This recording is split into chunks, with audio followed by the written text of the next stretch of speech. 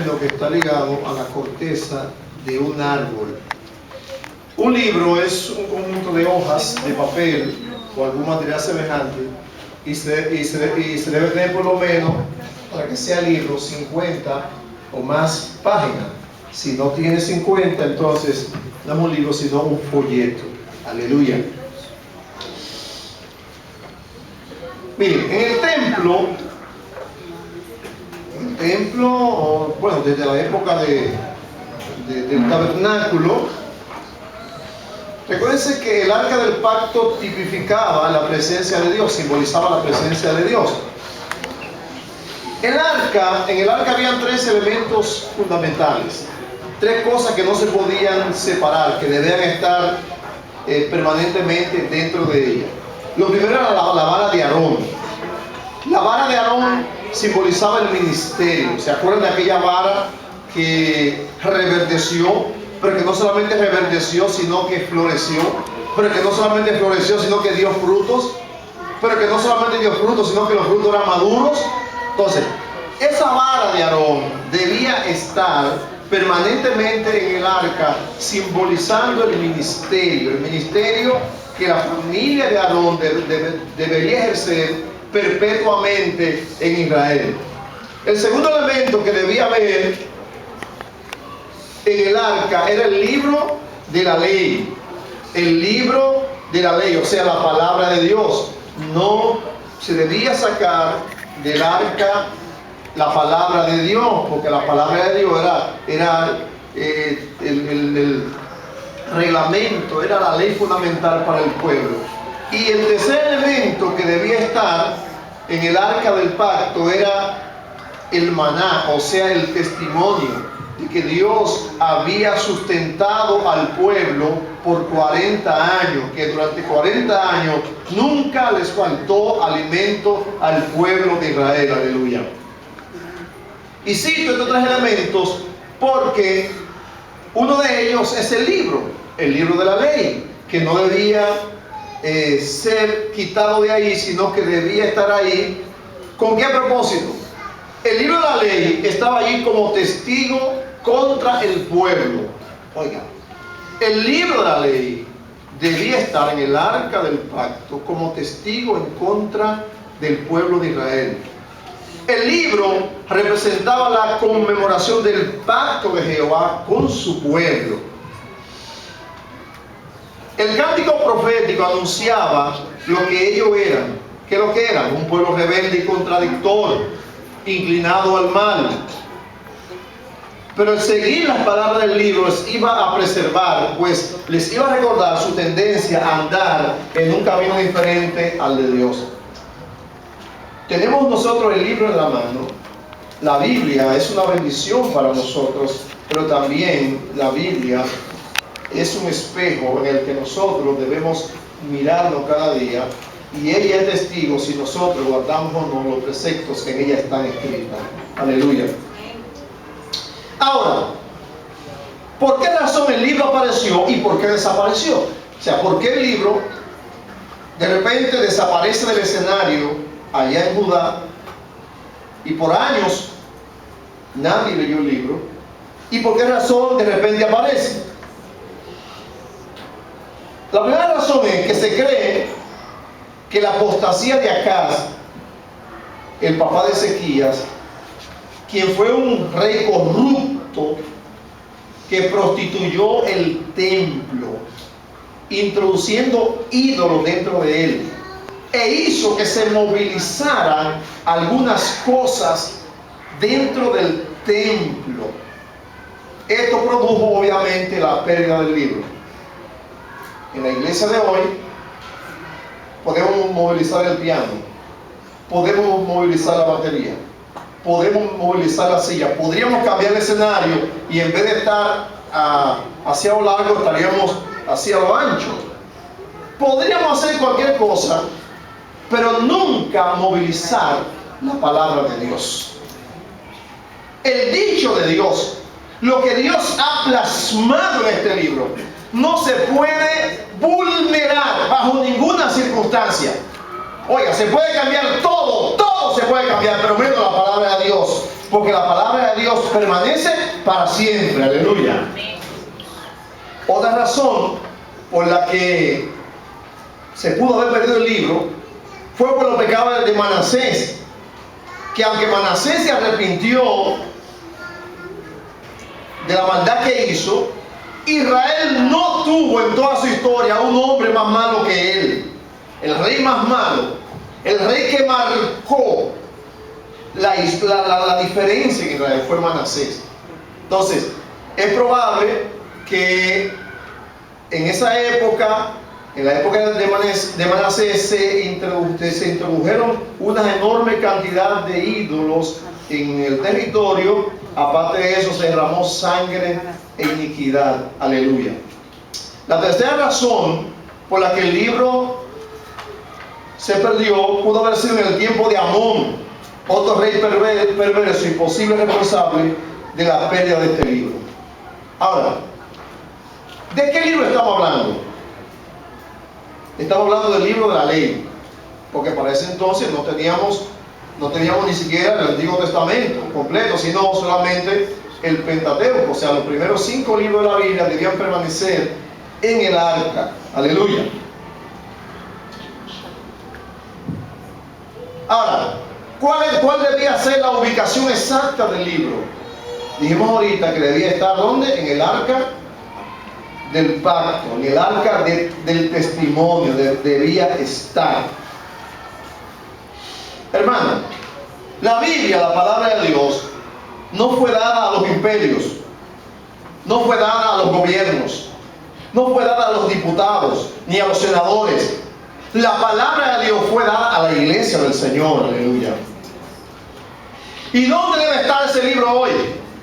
¿Dónde debe estar la Biblia hoy? ¿Dónde debe estar este libro tan precioso y maravilloso? En la iglesia, en el templo, donde se adora a Dios, donde Dios se comunica con su pueblo, donde Dios manifiesta sus planes y proyectos al pueblo. Ahí debe estar el libro. Aleluya. Si la gente de allá afuera un día quiere buscar el libro, ¿dónde lo debe buscar? Usted diría, bueno, en la feria del libro. ¿Cuántas Biblias se vendieron en la feria del libro?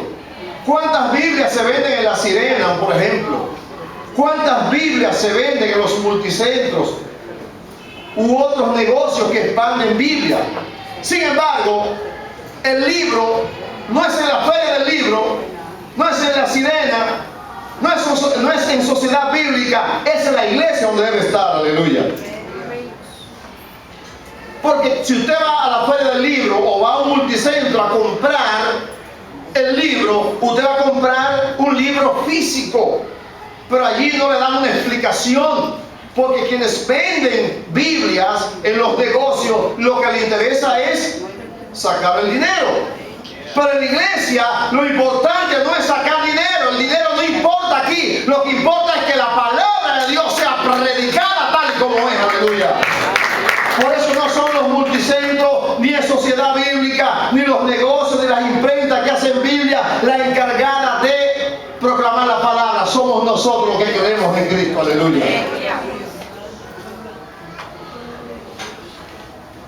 Usted dirá, pero bueno, yo tengo varias versiones de la Biblia en casa. La cosa está tan moderna que hasta en un celular usted puede leer la Biblia. Antes se identificaba a los creyentes por andar con una Biblia debajo del brazo, por ejemplo. Ahora usan una Biblia tipo bultico. Ya la han acomodado que parece una pequeña cartera. Pero no se puede señalar o catalogar a alguien como cristiano porque ande con una Biblia bastante grande, porque a veces se anda con una bastante pequeña o con un celular o con un iPhone. Ahorita ustedes escucharon la lectura de la palabra de este mensaje sin tener siquiera que leerla.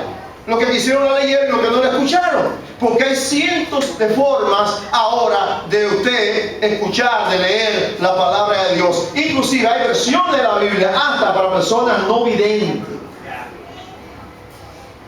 Hasta para no videntes. videntes. Los no videntes pueden leer la Biblia en su idioma. Bendito sea el nombre del Señor para siempre. Aleluya. Pero ahora, cuando hablamos del libro, no nos estamos refiriendo a aquel libro que en el año 1460 fue impreso por primera vez allá en Alemania por Juan Gutenberg, sino que estamos hablando del contenido mismo del libro. Estamos hablando de la esencia misma del libro. No es del logo, sino del rema. No es de la teología o del exégesis, sino de la iluminación que el Espíritu Santo debe traer al creyente. Estamos hablando de la revelación de la palabra. Estamos hablando del espíritu de la palabra. Por eso Jesucristo le dijo a uno de los fariseos, le dijo, miren, déjense de cuestiones porque el espíritu, la ley mata, más el espíritu da vida. Se refería no a la ley como tal, sino que los fariseos solamente se llevaban de la letra, pero no del espíritu de la ley. Entonces no estamos hablando de la palabra escrita, estamos hablando de la palabra iluminada. Porque ahorita, si la persona que me hizo el trabajo, fue el hermano Laure, si él hubiese querido, él no pone los versículos ahí y usted escucha la palabra, entonces escucharon la palabra audible. Pero no es la palabra escrita simplemente, porque las palabras escritas lo tiene todo el mundo. En Estados Unidos, en Alemania, por ejemplo en Europa y en los países desarrollados existen universidades teológicas donde usted hace fácilmente un doctorado en divinidad, un doctorado en teología y usted sabe más teología que cualquiera. Sin embargo, muchos teólogos, muchos exégetas ni siquiera creen en la Biblia como palabra revelada de Dios. O sea, no se trata de tú poder hacer un exégesis desde el griego, desde el original, para tú trasladar un pasaje y poder explicar a este nivel, a esta altura de juego. No se trata de eso. Se trata de que la palabra de Dios debe ser iluminada en nuestra mente y en nuestros corazones. El campesino que vive allá en la sierra de Neiva o en la sierra de Bauruco, el campesino que vive por allá por el Pico Duarte o por la cordillera septentrional, puede recibir la revelación de la palabra, se puede convertir, puede estudiar la palabra y puede ser un maestro de la Biblia sin haber ido a una universidad teológica. Porque la revelación de la palabra, la iluminación de la palabra, la da el Espíritu Santo al creyente. Aleluya. Hermanos míos, ¿dónde está la revelación de la palabra? ¿Tú tienes el libro?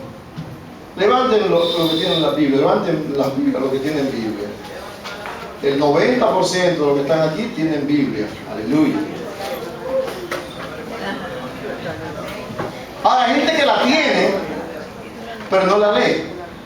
Hay gente que la tiene, pero no la estudia. Pero lo peor, hay gente que la tiene, pero no la vive. Entonces, tú puedes tener 10 versiones de la Biblia en tu casa. Si tú no la vives, si el Espíritu Santo no te revela esa palabra, tú estás sencillamente en tres cosas: en nada, en nada, en nada. Aleluya. Y la pregunta importante: ¿en qué tiempo se perdió el libro?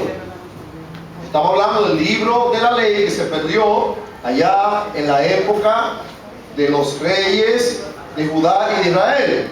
Se perdió en un tiempo de apostasía. En un tiempo donde se introdujeron costumbres ajenas a los propósitos de Dios. Ahora, la pregunta que yo hago: ¿hay apostasía en esta época? ¿Se está perdiendo la revelación de la palabra de Dios? ¿Se está echando a un lado lo que dice la Biblia?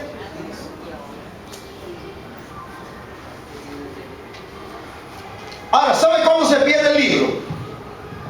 El libro se pierde cuando el pueblo se pierde, pero también el pueblo se pierde cuando el libro desaparece. Algunos creyentes piensan, y he escuchado a personas decir, que en la gran tribulación de que las Biblias se van a borrar. Eso no es verdad, eso no lo dice la Biblia en ninguna parte. Ahora, ¿sabe cuándo se borran las palabras de la Biblia para uno? Cuando nosotros estamos ajenos a lo que ella dice. Cuando nos hacemos indiferentes al contenido de la palabra. Cuando no queremos entender lo que ella dice. No que no se nos explique, porque se explica la Biblia. Pero hay gente que no la quiere entender. Hermano, la consternación que causó el hallazgo del libro mostró cuán lejos estaba el pueblo de Dios. Oiga, cuando el sacerdote, cuando le llevan el libro al sacerdote Hilcías y él lo agarra, él se lo lleva al rey. Cuando el rey lee el libro, dice la palabra que el rey rasgó su vestidura.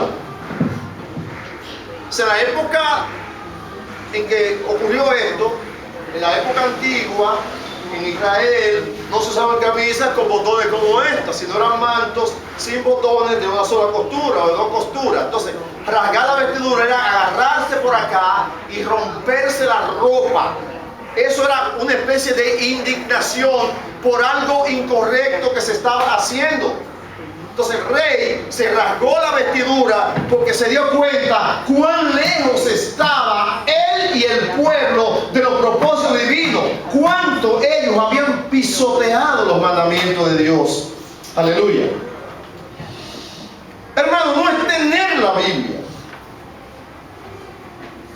no es llevarla debajo del brazo, no es tener 4 o 5 versiones en la casa. No es usarla como almohada, como alguna gente la utiliza. Hay gente que la pone debajo de la almohada. El pueblo se perdió porque se distanció de Dios. Ahora, ¿por qué se distanció de Dios? Porque se distanció del libro. Cuando uno se distancia de Dios, se distancia del libro. Cuando se distancia del libro, se distancia de Dios. Lo que pasaba en Israel era que los reyes se sucedían unos a otros, concentrando el reinado en otra cosa. Ya el pueblo dejó de conducirse por el libro, sino que el pueblo se conducía por lo que el rey decía. Entonces, esto produjo un estado de alejamiento de Dios, de alejamiento de Dios, porque ya no escuchaban a Dios, sino que escuchaban al rey. Y cada vez que venía un rey perverso, el pueblo se ponía más perverso.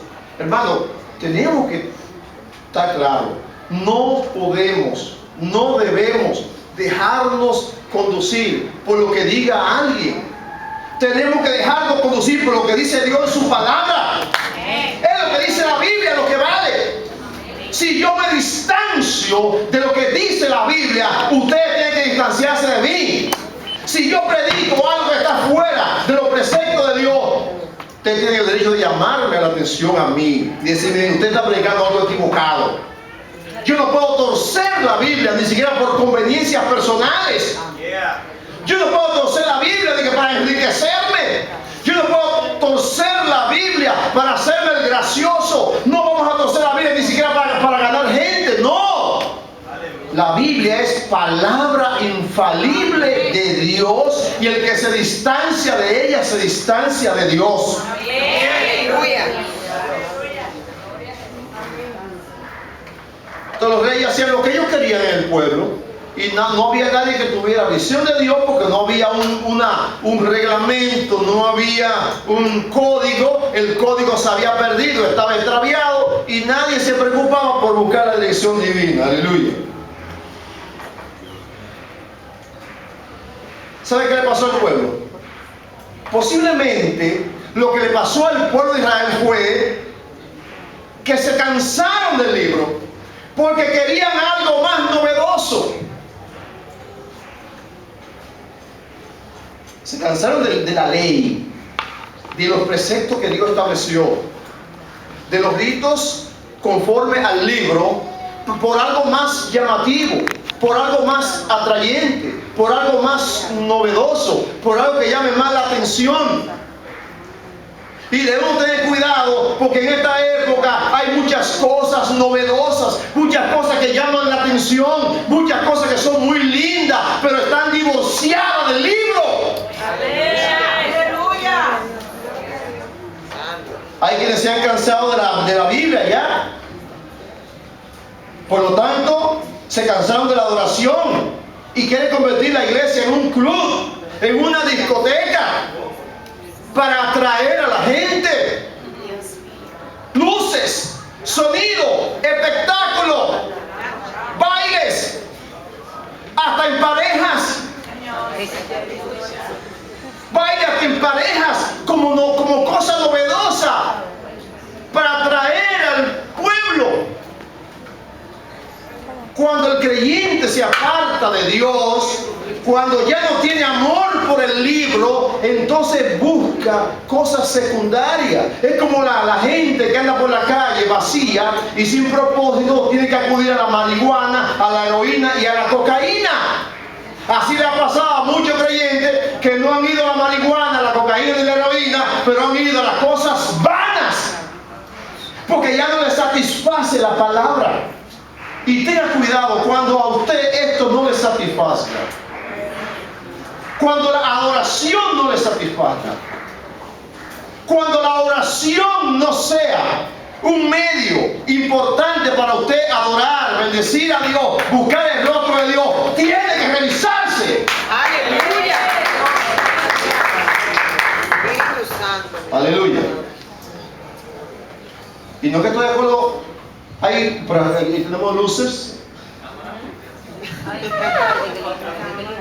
y están muy lindas y no estoy nada en contra de esas luces. Hace poco fui a un concierto donde había muchas luces. Fui a un concierto acompañado de una dama de esta iglesia y me gocé bastante en ese concierto, adoré al Señor.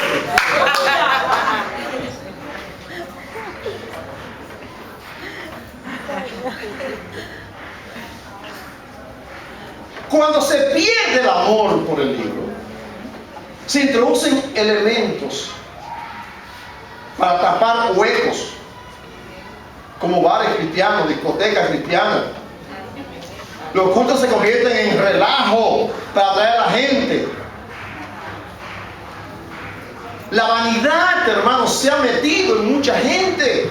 Gente que comenzaron por el Espíritu, que comenzaron amando a Dios de todo corazón, que comenzaron con un verdadero arrepentimiento, pero que de repente han dado un giro al revés. Y ahora usted lo ve en la carne, metido en cosas vanas, huecas. ¿Sabe por qué? Porque perdieron el amor por el libro. Aleluya. Avaricia, vanagloria. Se cansaron del libro, de la sencillez del libro, de la sencillez de la adoración a Dios, y quieren cosas más pesadas ahora. Más pesadas. Hermanos, cuando nos cansamos del libro, sentimos que la palabra es monótona, que la prédica es aburrida, que hay que esquematizar más los cultos y los mensajes. Todo debe ser más profesional y divertido.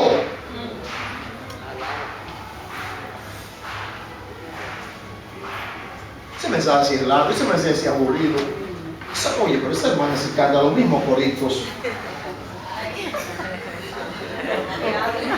las mismas alabanzas, pero cambien, hagan algo novedoso. Mira, déjame decirte algo, el problema no está en lo que están haciendo la adoración aquí, el problema está en ti, tienes que revisarte. Métete en el libro y tú verás. Cuando nos cansamos del libro, lo importante es la diversión, lo light, lo cool. Cuando nos cansamos del libro, justificamos la fornicación, decimos que eso no es ningún problema, el adulterio, justificamos la mentira, los chismes, la falta de amor, la falta de perdón, la falta de amor por las almas. Cuando nos cansamos del libro, se nos importan los perdidos. No hablamos del infierno ni de relajo.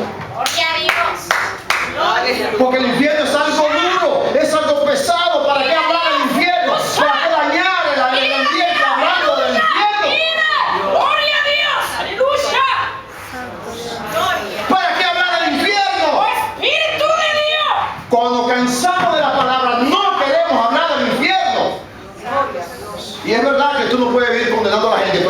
gente que hay un Cristo que salva, que hay un Cristo que murió en la cruz, también hay que decirle, si tú no aceptas a Cristo, te vas para el infierno. Hay un infierno. Aleluya.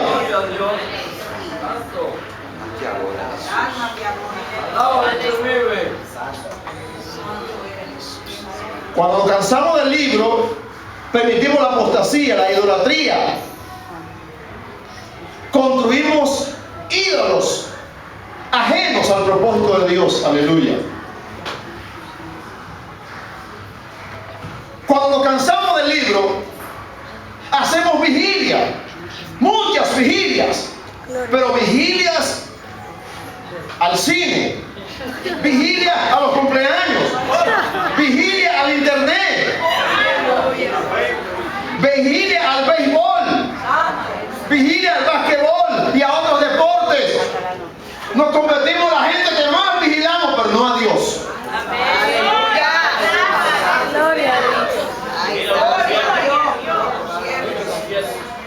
Porque ya no hay amor. Oigan, cuando no hay amor por el libro, todo nos divierte y nos entretiene, menos las cosas de Dios.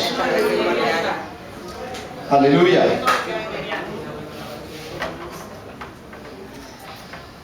Cuando se perdió el libro, se perdió el pueblo, hermano.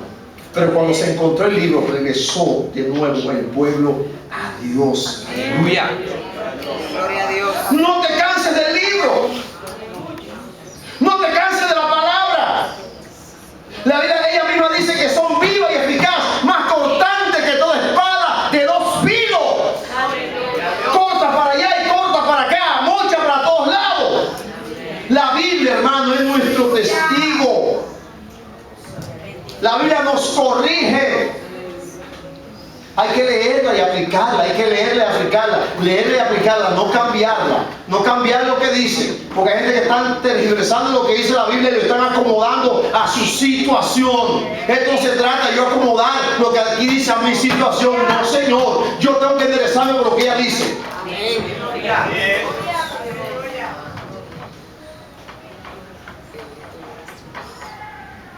Y el rey Josías, acuérdense que predicamos la semana pasada, hablamos acerca de limpiando el territorio y la casa.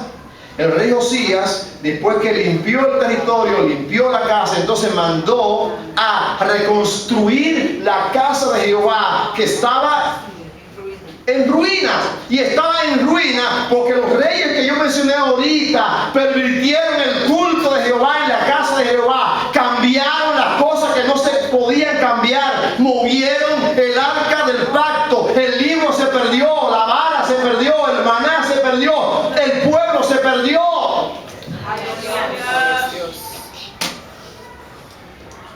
¿Y sabe algo? Que Josías ni idea tenía de que reparando la casa de Jehová iba a encontrar algo que iba a reparar no solamente la casa de Jehová, sino la vida del pueblo de Israel. ¿Sabe por qué mucha gente no se repara espiritualmente hablando? Porque no se encuentra con el libro. Quieren estudiarlo a su manera, interpretarlo a su manera, hacer exégesis a su manera. Y Josías manda, cuando comenzaron a rebuscar y a buscar cosas, arreglar unas columnas, porque los reyes de Israel movieron algunas cosas, se llevaron el oro que había en la casa de Jehová. Cada vez que un rey quería hacer pacto con una nación vecina, ¿dónde iban a encontrar oro? En la casa de Jehová. El oro que estaba destinado para la casa del Señor, para embellecer la cosa de Dios, estaba siendo usada para comprar amistades. Entonces, cuando Josías manda a reparar la casa, ¿y sabe a quién mandó? Mandó a quien debía mandar. O sea, él en persona no fue a reparar la casa de Jehová. Él mandó al escriba, mandó al sacerdote, y el sacerdote y el escriba mandaron a buscar un carpintero y personas que trabajaran en eso. Entonces, trabajando en la casa, se encontraron con una joya más preciosa que todo el oro que se habían robado. Reparando la casa, encontraron lo que iba a reparar la nación. ¿Sabe qué era? El libro. Oye, no hay nada que pueda reparar la vida de una gente que no sea la palabra de Dios. Aleluya. Aleluya.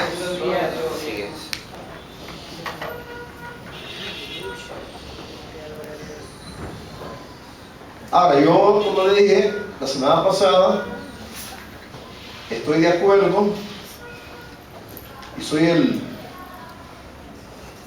número 1 de la lista para que reparemos la casa del Señor. Porque la casa de Dios tiene que estar linda, tiene que estar bella, tiene que estar adornada. Los mejores muebles deben estar en la casa de Dios. Las mejores sillas deben estar en la casa de Dios. Nosotros estamos haciendo un escarceo para ubicar cuáles son las sillas que conviene traer para la casa del Señor. Ojalá sean las más caras, pero si son las mejores, vamos a dar las mejores para la casa del Señor. Porque no es posible que usted compre muebles carísimos para su casa, sin embargo, quiera sillitas inservibles para la iglesia. O sea, para Dios debemos dar lo mejor.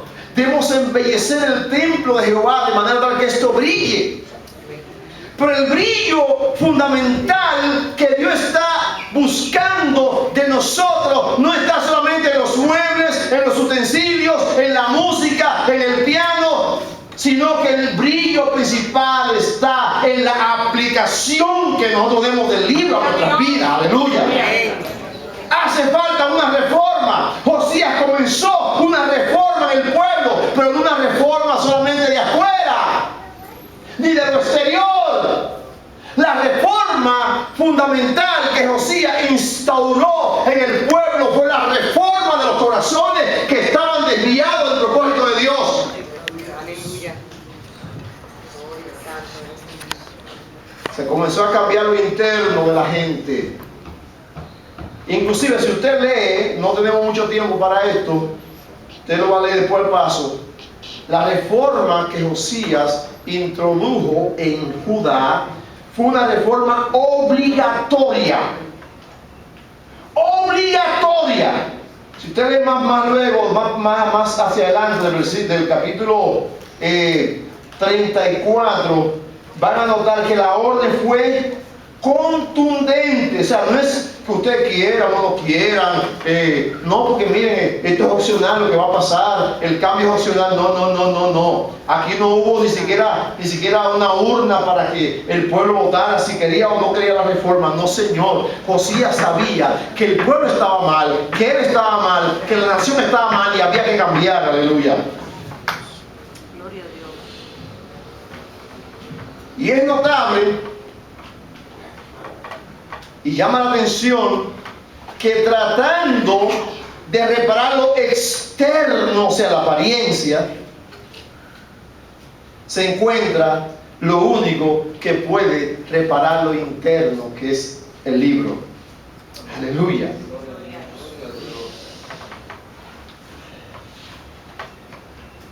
Hermano, lo interno va primero. Antes de cambiar la silla, el aire, los instrumentos musicales, el sonido, el piso, el techo, los plafones y demás, tenemos que cambiar lo interno. Aleluya. Tenemos que reformar nuestras vidas. Dejemos que la Biblia, hermano, que la Biblia nos confronte. Dejemos que el libro nos confronte. Por ejemplo, el libro dice que si te dan una cachetada, una galleta por este lado, que ponga la otra mejilla. Y tú ves gente que le dan una galletada y se convierten en boxeadores. Claro.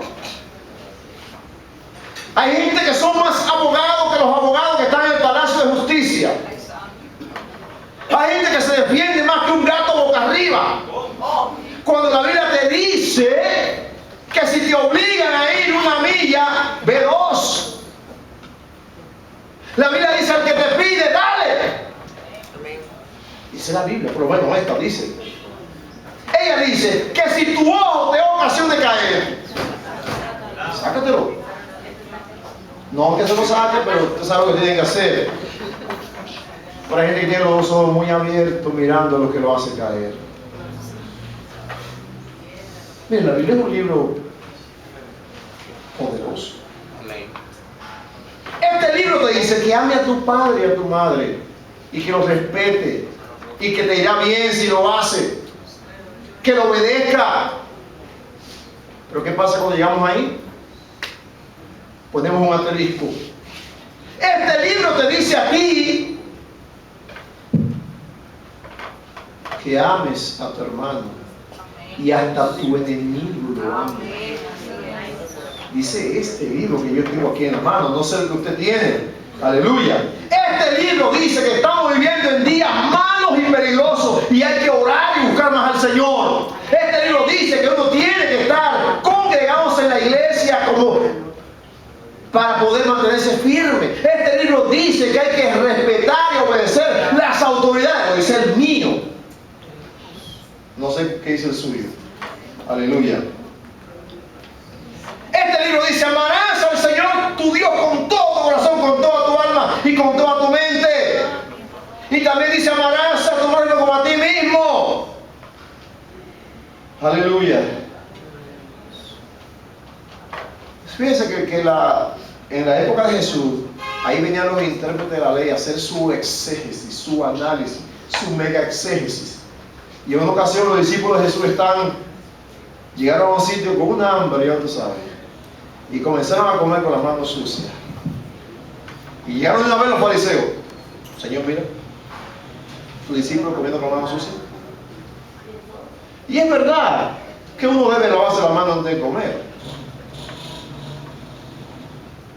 Pero Jesús le dijo: pero ven acá, ustedes vienen a censurar a mis discípulos porque ellos comen con las manos sucias. Sin embargo, eso no está en la Biblia. O sea, no hay un precepto que diga: cuando vayas a comer, lávate la mano para que no te contamine con una ameba. No dice la Biblia así. Pero sí dice: honra a tu padre y a tu madre para que te vaya bien y sea de larga vida en la tierra que Jehová tu Dios te da. Entonces los fariseos se llevaban del precepto de los ancianos de Israel, que decía que había que comer con las manos limpias. Sin embargo, no se llevaban del precepto del libro que decía que había que amar al papá y a la mamá. Gloria a Dios. Y mucha gente, a veces yo vengo citando supuestos textos que la Biblia no dice, y lo dicen hasta como palabra de Dios. Sin embargo, lo que la Biblia dice no se lo aprenden, no lo citan, no lo aplican. Dijo ahorita que esto no es cuestión de conveniencia, esto es cuestión de salvación, de edificación. No es lo que me conviene, lo que yo tengo que decir o aplicar, lo que me conviene a mí personalmente, sino lo que la Biblia dice y lo que hay que hacer. Bendito sea el nombre del Señor. Aleluya. El libro se perdió, el pueblo se perdió. El libro reapareció y el pueblo volvió, por lo menos por un tiempecito nada más, al camino de Dios. Y digo un tiempecito porque la vida de Josías no fue una vida larga. Vivió 30, casi 40 años nada más de edad. ¿Y sabe por qué vivió tan poco Josías? Te voy a decir por qué vivió muy poco, porque no vivió una vida más larga. Este hombre, aunque hizo una reforma extraordinaria en el territorio de Israel, cometió un error. El error que cometían los reyes, de meterse, y que comete mucha gente, de meterse en pleito ajeno. Hay gente que le gusta meterse en pleito ajeno. El faraón de Egipto venía contra otra nación que no era contra Judá, pero Josías, queriendo defender a la otra nación a la que el faraón de Egipto quería atacar, se mete en el medio. Y faraón le manda a decir: mira, Josías, este pleito no es contigo, este pleito es con otra gente, así que quítate del camino, porque yo no quiero meterme contigo, tú no eres mi problema. Y dice la Biblia que el afán de guerrear de Josías lo llevó a disfrazarse y meterse a la guerra. Y alguien lanzó un flechazo para el aire y la flecha le cayó a él y lo mató. Y allí murió Josías en el campo de batalla por meterse en pleito ajeno. Pero esto produjo que viniera entonces un rey perverso sobre el territorio de Judá. Y a partir de ahí, más o menos, eso fue como caña para el ingenio. Todo concluyó posteriormente, 2, 3, 4 reinados más hacia adelante, que vinieron los caldeos y destruyeron a Jerusalén, quemaron el templo, quemaron todo, mataron mujeres, ancianos, niños y demás. Todo porque este hombre debió durar más tiempo en el reinado, pero por meterse en lo que no le convenía meterse, su reino fue corto y su reforma fue corta. Gloria a Dios.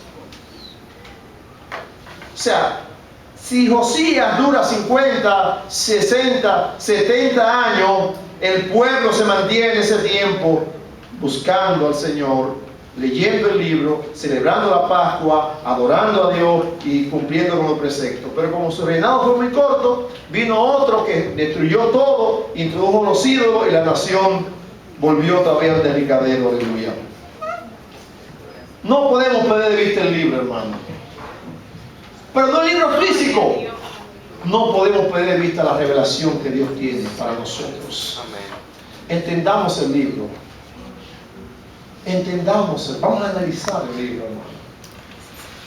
Siéntese con otra persona a leer la Biblia y a analizarla. Siéntese. Más que uno estar pendiente a chisme y a cuestiones de barrio en el tiempo, vamos a analizar lo que dice la Biblia. A ver si estamos actuando correctamente o no. Vamos a sentarnos con la palabra. Vamos a sentarnos a discernirla. Aleluya. Y usted verá cuando eso ocurra, Dios va a bendecir más su vida. Alabado sea el nombre del Señor. Póngase de pie.